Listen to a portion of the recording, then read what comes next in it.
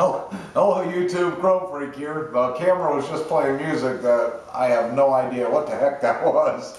John's here with me. John's behind the camera there. Yeah, that's always trouble. I don't know what that was.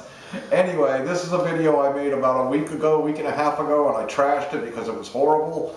But this is a gun that I picked up at the gun show from K&W Gun Works / Southern Yankee Guns about a month and a week ago, something like that, in West Palm Beach at the fairgrounds. It is a Makarov. Let me get this little beauty out and show you guys. Ooh. Nice magazines, double stacked. Has been safety checked, but we'll do it again real quick. And by the way, I don't mind safety checking this thing. It's buttery smooth, safe direction. And it feels like no other Makarov trigger I've ever felt in my life. Okay, the Makarov pistol here, you guys know I love Makarovs. I have a Bulgarian. I should have brung that here, however I didn't know I was going to remake the video I made, so I don't have that with me. But I do have this, and I just wanted to show you guys. This is the nicest Makarov I have ever seen. I'll tell you a story behind it. I was working at the gun show at K&W Southern Yankee, and it was Sunday morning. I thought I had seen all the guns working there all day Saturday. I thought I had seen everything that we had with us there. But I was cleaning all the fingerprints off the cases that morning before the gun show opened, and I glanced in and I seen this guy laying in there, and I immediately grabbed it and pulled it out of the case, and the Reverend seen me drooling all over it, and he come over and we started talking, and we made an agreement on it, and I grabbed it. And I grabbed it because there's something about this Makarov, for my Russian friends out there, who I've got a few Russian subscribers and I love them, they're great guys. But we mispronounced, we slaughtered their language, and I said, you guys slaughter ours too, so we do a good enough job of that ourselves. But anyway, this is kind of special. This is a stainless version, and I'll let John actually get into a little bit about the stainless, how the Russians do their stainless. But this one here has a few upgrades on it. This has what's called the Mak Pak in it. So this gun was done by a gunsmith in PA by the name of Joe, can help me here, Joe Bunzyk? Yeah, I believe that's correct. Bunzyk. It's Bunczk, I believe it was. I'll have to look in the book here. And by the way, this book came with it. The Reverend included it, and it's called the Ultimate Makarov Guide. It's a complete owner's manual, and it gives you everything from schematics to total complete disassembly to the guy who wrote it, which is Walton H. Cood. And we'll get into that in just a minute. There's some things in here that it was an interesting conversation between John and I about the Makarov and some other Makarov knockoffs or Walther knockoffs, depending on how you want to look at things. We'll get into that here in just a minute. I thought that would actually make an interesting video. I was just going to show you all the gun, but then John and I started talking, and it kind of got deeper into that. But let me get into what makes this a little bit special. You got the 17 AH. This was made in Russia. This is a commercial version, not a military version. There was 5 countries that made Makarovs, and I have a few Makarov videos out there. You guys can look in the playlist and find where I go over a lot of the history and statistics and all that on Makarovs. But real quickly, I'll spit the countries out to you.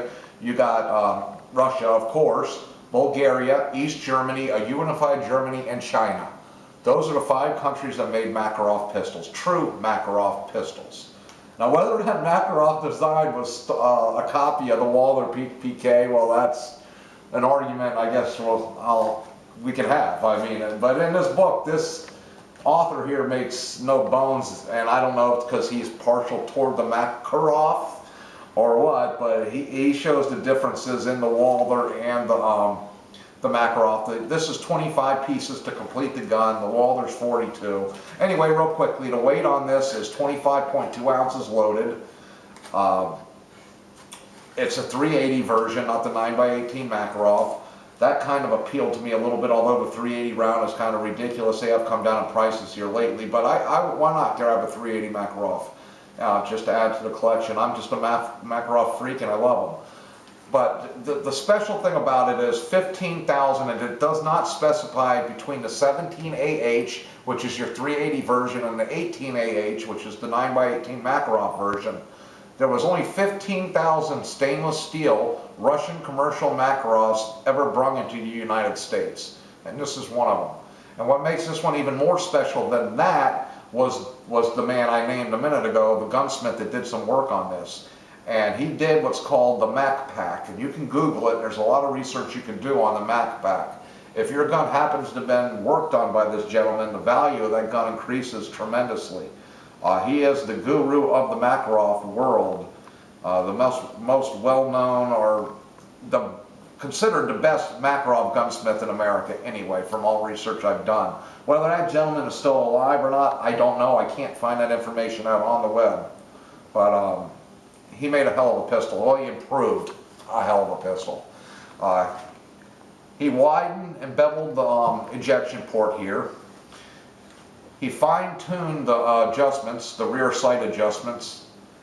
He put a new front sight on it. All the internals he polished and chromed, did a full trigger job on the gun. He even painted the safeties, the inside of the safeties, the red and the white. He painted that. That's a nice detail, by the way. Yeah, it is. Just that's what he did, the details. I mean, I would like to have the Bulgarian here next to this, and we'll do that in a different video where I'll break it down, we'll take the parts out, and we'll look at the differences in some of the work that he did on this gun. And it's hard to show in a video, but believe me when I tell you, when you pull the slide back on this, and I love my Bulgy, but you pull the slide back on that one, it's a different gun. It's a completely different gun. But this is a commercial Russian. Like I said, I don't want to repeat myself because I just don't like doing that. But the commercial versions are a lot nicer than the military versions. The fit and finish, they took the extra time and really did a good job on the fit and finishes of all the commercial versions, in my opinion, compared to the militaries. Although collectors like the military versions better. And with saying that too, I'm going to give you my opinion on the military Makarovs. The five countries that made them, and what I think is the best to the worst. And when I say worst, I don't mean it's a bad gun. It's just fit and finish, I think, is not the best. The best of all of them, I believe, would be the East German, then the Unified German. I got to give the Germans, the engineers and their machinists. Everybody knows the machinists are just top of the world. That's their game, engineering. Everybody knows that. I don't care if it's a crane or a gun. They know how to make stuff. From that, I would go to the Bulgarian, then the Russian, then the Chinese. Chinese made by Norinco is probably the most sought after Makarov by collectors, simply because there's not that many of them in the country. But the fit and finish on it's horrible.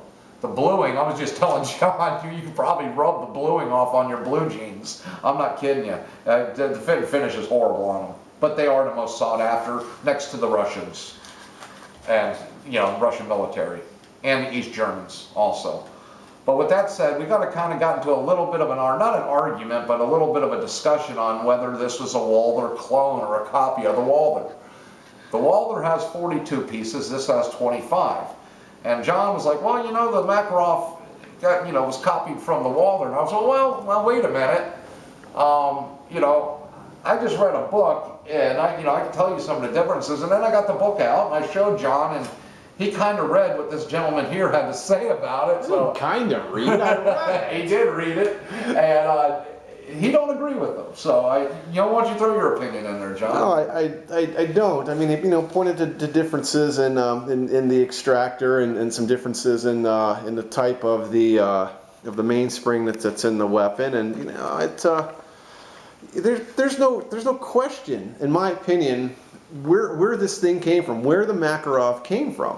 And we have to think about the state of Russia at the time they're looking at they've discovered this gun and they're looking at manufacturing it. They were devastated by World War II. I mean, they really were. Manufacturing facilities absolutely destroyed.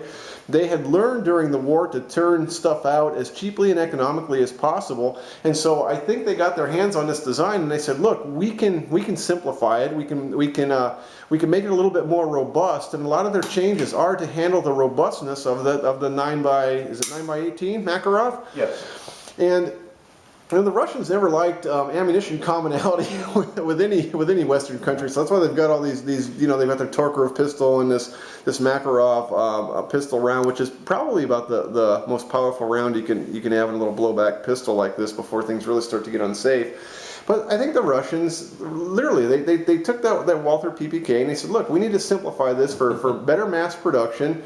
And this is what we end up calling it Makarov because it's Russian, and that's that. I mean, to me, my argument is you've got, let's just take for example an AK platform from Russia, and then you've got a Galil platform from Israel. Where did the Galil come from? I mean, yeah, it's there's no doubt where it came from. The guy didn't sit down in Israel and start from scratch and design a Galil and go, wow, my goodness, look at this. It looks a lot like this other one. It didn't happen. Just like this Russian guy didn't sit down and design his gun and say, well, Jiminy, Criminy, Christmas, hey, look what happened. Wow, it looks like just like this. You can't argue about the looks. No, and I'm not even talking about the looks, but just a lot of the function and everything like that. I mean, no, we know where this came from. And then all the other supposed Makarovs that are out there, like the Polish, I believe, Radom, right. The CZ, the Hungarian. The ones made at FEG. Yes. Oh, I love those, by the way. Yeah, so nice. Everybody calls those Makarovs, but they're not Makarovs. They are their country's interpretation, again, of the Walther PPK. And I don't care what the argument the gentleman tries to make in the book. You can't. You're not getting me on this one. I mean, like I said, it's like I said, like the Jewish designer came up with the Galil, and it's like, oh wow, it looks a lot like this. It's like, there's no way. There's no way. Well, either way, I mean, it's a nice design. It is a much simpler version than the Walther. It's much easier to be produced than the Walther. And all 5 countries that made true Makarovs, the parts will interchange with each other. Providing everything's in spec. I mean, we do have some variants with the Chinese guns. Will absolutely should, as long as everything was done right per spec. Quality control was good. Everything should fit together. Yeah. Agree. Whereas you cannot put Makarov parts in a, what is it, CZ88? No, yeah. And not in the Hungarian, the FEGs. Right. What are those? It's PA63, I believe, is that designation? Those are great, by the way. 64 too, I think. 64 is a smaller one, which I don't think you can get anymore. Hummel's got one. CZ75 is nice. CZ just makes nice guns. The 2 magazines. Oh, I love these mags. These things are great. I think this one, because I'm not sure, there's no factory markings on anything, which is odd for Russia. But I believe this is a factory magazine, and I don't think this one is. Either way, if you get on Google or Gunbroker or whatever and try to look around and find these, they're very rare, first of all. Second of all, you're paying arm and a leg if you do find them. They're not cheap. These things are very expensive, and I've yet to run around through them. I'm not going to shoot this gun very much, but I am going to shoot it at least a few times. This was the Reverend's carry piece at one time, by the way. What would you, on looking at this from the camera's perspective, we have the magazine on the left that has the exposed spring. Oh, there's a phone. We forgot to turn that off. What would you say the finish is on that, Mike? What is that? Is that just a Parkerizing or a? Yeah. I would say it is. And then the other one, yes, exactly. Then the other one is what? It's a painted finish, or is it a? It does look more like it's a paint. It sure does. See, interestingly enough, actually, now that I'm looking at it, or is it super deep hot blue? Yeah, I think it is. I think it is hot blue. Now that I'm looking at it. At first, I thought it was a paint. If you look much closer, even showing the camera, if you want, you can almost look at the. I don't think it's a paint. This is definitely a blue and it has come off, and this definitely to me is factory. Almost 110% sure. Yeah, because the and if you can see the spring in this one, which the Russians were known for, and that one there, it's not open. Well, plus look at the dimples in the body and everything like that for strength and everything like that. But it's odd that they would park something, because normally Russia is a paint over a phosphate finish, so it's odd that it's. Right. And another thing now, real quickly, I want to get into this and then we'll end this video. I don't want it to be a long video. The stainless job done by the Russians, you want to explain that real quick? Well, you know, I think this is the same metallurgy that they have like on an early AK-47 bolt, where it's left in the white or in the bright condition, and people often say that that's a stainless steel bolt. Well, it's not. It does not meet what we would consider a stainless steel here in the United States of America. And I'm not 100% sure in this. I want to say it's something like a high chromium steel or a high chrome steel or something like that. That is, it's not quite stainless steel. It's not quite regular tool steel, but it doesn't take a finish very well. So they just leave it in that bright condition. And when you have a nice polish on it and everything like that, it does achieve the look of either like a dull nickel finish or a stainless steel. But it's really it doesn't tend to corrode very much or whatnot. It's really pretty nice, to be honest with you. So you know, without really understanding the full metallurgy of it, what happened on this gun was some parts were chrome plated here in the States, yeah, or nickel plated, whichever one. It's chrome. There's Is no that doubt chrome? about it. Yeah, it's chrome plated. I was a chrome freak, so he would know. Yeah, no, there's absolutely no doubt about it. And that's the frame, correct? And then the slide is the original Russian whatever it is. Right, this part of the frame, or the slide. The very top part here, and well, the entire top of the slide was left alone. The sides were hard chromed, as well as the entire frame. And that was one of the specialties of the Makarov guru guy up there in PA. I'm going to zoom in. Pick that. See if we can catch the light. There is a little bit difference. The very top is a little bit more matte than the sides, and that is. And there's another room where I want to dispel also. You're not going to see it on camera because it's almost etched in there with the chrome finish, but it gives you the make, the model, where it was made, Russia, who it was imported by, which is KBI in this instance. But it says made in Russia by IMEZ, I-M-E-Z. That's the same place as Ishmash. I can't pronounce it. What's your version? Ishmash?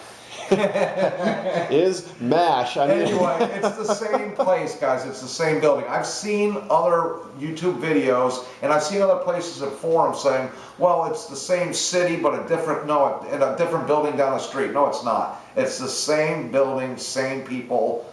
It's a shortened version of the longer word. That's all it is. If you Google that, you will find that fact to be true.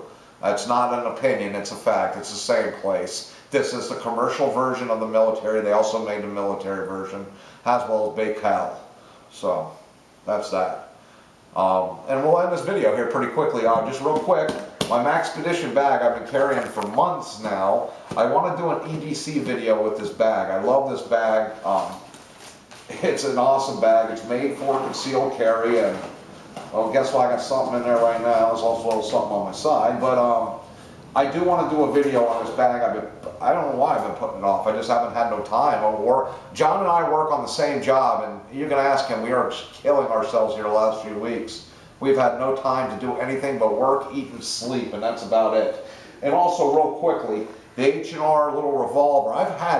It's kind of odd, actually, to have 7 or 8 different people ask me to break down this gun over some months. It wasn't like in the same week. Over the last several months, I've had several people ask me this because this doesn't have a crane. It's not a crane assembly like other revolvers. This is a convertible.